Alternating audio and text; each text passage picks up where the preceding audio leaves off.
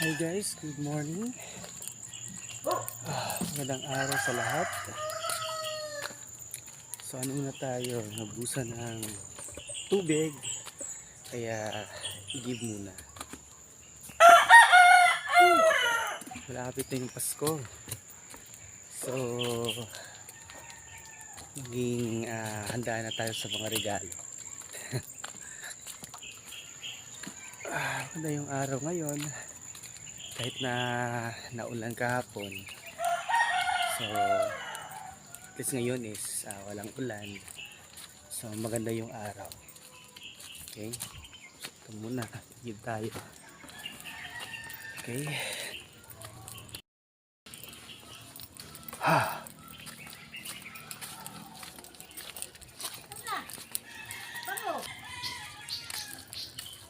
So